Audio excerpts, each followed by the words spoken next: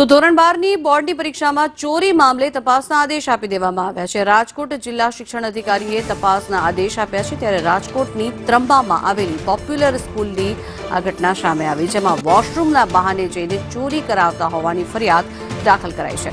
વાલીઓની બોર્ડના સચિવને ઈમેલ મારફતે ફરિયાદ કરવામાં આવી છે। ત્યારે વાલીઓ દ્વારા સીસીટીવી તપાસની પણ માંગ કરવામાં આવી રહી છે। વોશરૂમના બહાને જઈને ચોરી કરતા હોવાની ફરિયાદ દાખલ કરાઈ છે। ત્યારે ગેરરીતિ જો જણાશે તો સ્કૂલ પર પ્રતિબંધ પણ મૂકવામાં આવશે, જેને લઈને તપાસના આદેશ આપવામાં આવ્યા છે। પોપ્યુલર સ્કૂલના આચાર્ય અને મહિલા પ્રમુખ દ્વારા પણ ખુલાસો આપવામાં આવ્યો છે।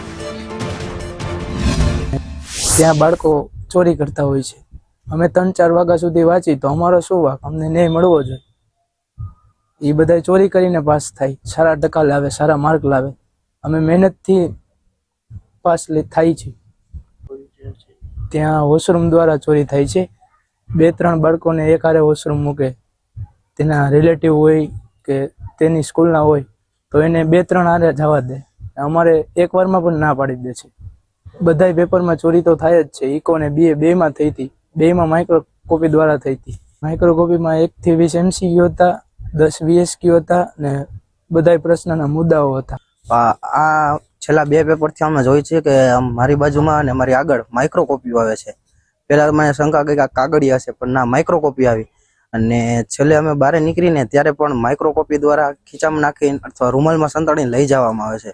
ત્યાંનો એક સ્ટાફ ગણ આવીને સપલિયું હાથમાં હોય છે, કાંઈ કાગળિયા હોય છે, ત્યાં આવીને ઇશારા કરી જાય છે, પછી બહાર જાય છે। ત્યાર પછી બાળકો ઘડીએ ઘડીએ કોપી લઈને બહાર જાય છે। અમે વોશરૂમની રજા માગી તો અમને ના પાડી દે છે, પણ એના એક હારે 2-3 ને જવા દે છે।